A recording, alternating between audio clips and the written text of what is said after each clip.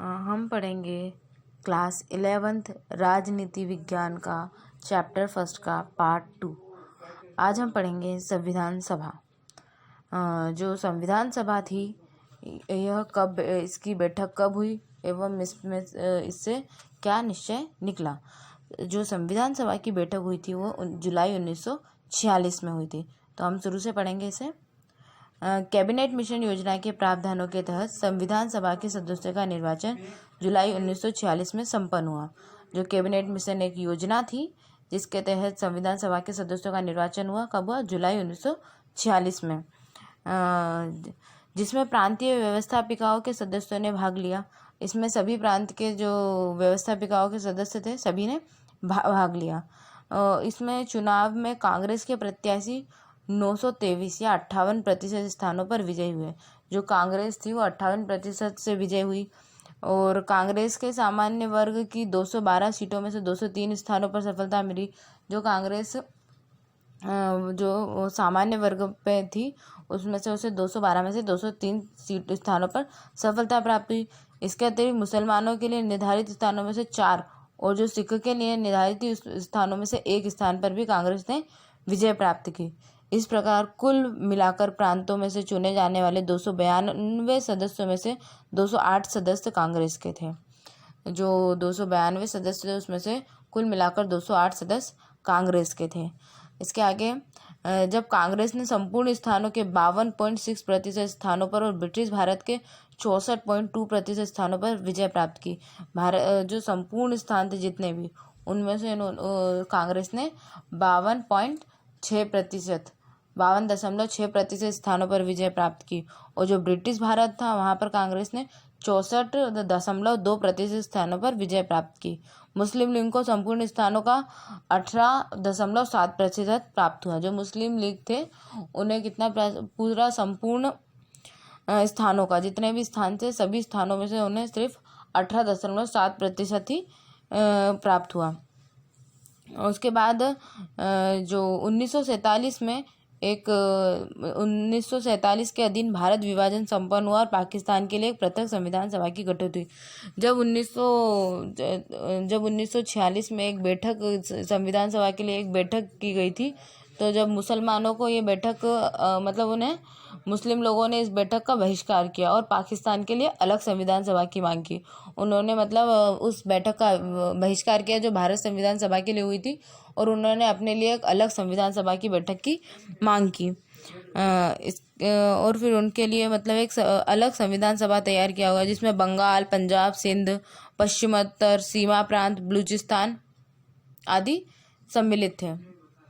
परिणाम स्वरूप जब संविधान सभा 31 अक्टूबर 1947 को संवेद हुई तो इसके सदस्यों की संख्या 389 से घटकर 299 रह गई। आगे हम तालिका देखेंगे कि कहाँ पर कितनी सीटें मिली हैं। प्रांत का नाम और सदस्य की संख्या दी हुई है और तो आप इसमें से देख सकते हैं मद्रास को 49 सीट मिली है, सदस्य संख्या मिली है। मुंबई को 21 सदस्य संख्या मिली है।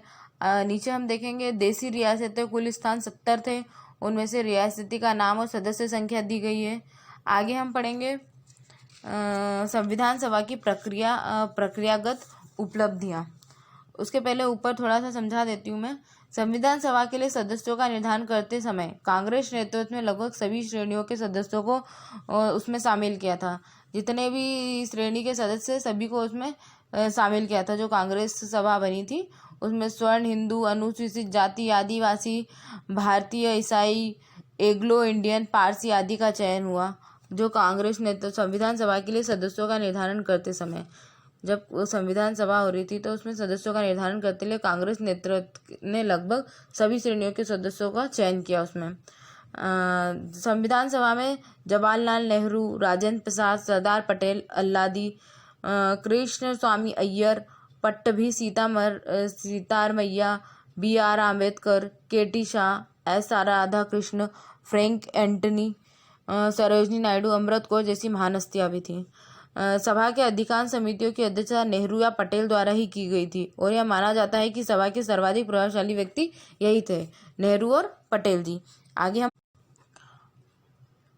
आगे हम पढ़ेंगे संविधान सभा की प्रक्रियागत उपलब्धियां।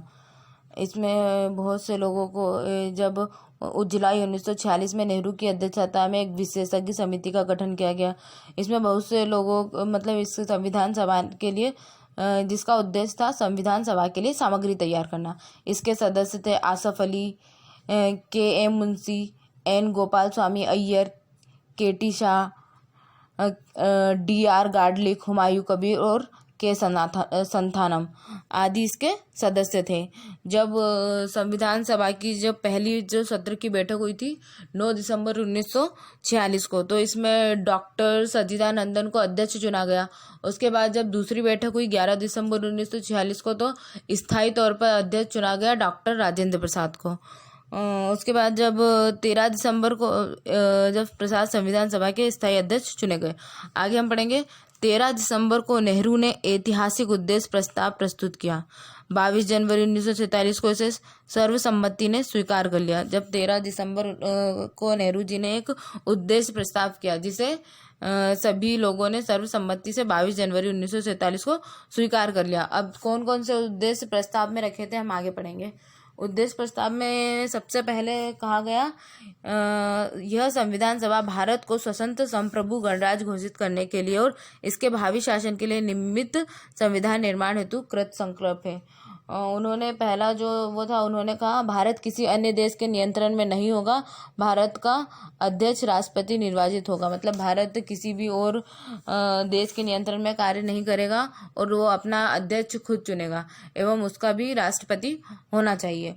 और फिर दूसरा उन्होंने कहा है इस गणराज्य में ब्रिटिश भारत के प्रांत और स्वतंत्र राज्य तथा अन्य भाग जो इसमें सम्मिलित होना चाहते हैं सम्मिलित हो सकते हैं। वो एकदम स्वतंत्र होगा, उसमें जो भी सम्मिलित होना चाहता है सभी सम्मिलित हो सकते हैं। प्रत्येक राज्य में राज्य सरकार बनाई जाए, वो अपने अपने राज्य में कार्य करे, बड़े स्तर के कार्य के लिए केंद्र सरकार का निर्माण किया जाए। उन्होंने ये क्या कहा कि जो मतलब हमारा गणराज्य है वो एकदम स्वतंत्र हो। और तीसरी बात उन्होंने कही इस गणराज्य की शक्ति जनता से उद्भूत हो, यानी कि जो जनता संपूर्ण शक्ति जनता के प्राप्त मतलब जो संपूर्ण शक्ति वो जनता के हाथ में हो। जनता जिसे अपना दल का नेता बनाना चाहे वो अपनी शक्ति से बना सकती है, वो अपनी इच्छा अनुसार किसी भी दल को जिता सकती है। चौथा पॉइंट क्या है, भारत के सभी लोगों को आर्थिक, सामाजिक और राजनीतिक न्याय, व्यवस्था, अवसर और विधि की समानता, विचार, अभिव्यक्ति, विश्वास, आस्था, उपासना, समुदाय निर्माण तथा कार्य की स्वतंत्रता, विधि और नैतिकता की सीमा के अंतर्गत प्राप्त होगी। इसमें उन्होंने समझाना चाहे कि संविधान सभा ने जो भी मतलब सभी को मतलब संविधान सभा ने उद्देश्य प्रस्ताव के माध्यम से स्पष्ट किया, जो उन्होंने उद्देश्य दिया उसके माध्यम से स्पष्ट करना चाहते हैं कि ऐसा संविधान का निर्माण किया जाए जो समानता के आधार पर सामाजिक, राजनीतिक, आर्थिक सभी मामलों में न्याय प्रदान करे, वो सभी मामलों में अपना न्याय दे सके। हमें ऐसे संविधान का चयन करना चाहिए। मतलब ऐसा उद्देश्य उन्होंने नेहरू जी ने प्रस्ताव में रखा। उसके बाद उन्होंने क्या प्रस्ताव रखा, संविधान के तहत अल्पसंख्यकों के पिछड़े वर्ग तथा क्षेत्रों को पर्याप्त सुरक्षा प्रदान की जाएगी। जो पिछड़े वर्ग जनजाति के लोग हैं उनका भी विकास किया जाए। आगे हम पढ़ेंगे सभ्य राष्ट्रों की विधियों के तहत गणराज्य की अखंडता और भूमि, समूह तथा हवा के संप्रभु अधिकारों की रक्षा होगी। जो भी हमारे सभी मतलब विस्तृत स्वतंत्रताएं हो, लोगों का मतलब सभी को अखंडता के साथ अधिकार मिले। आगे हम कल पढ़ेंगे प्रक्रियागत मसलों से संबंधित समितियां। धन्यवाद।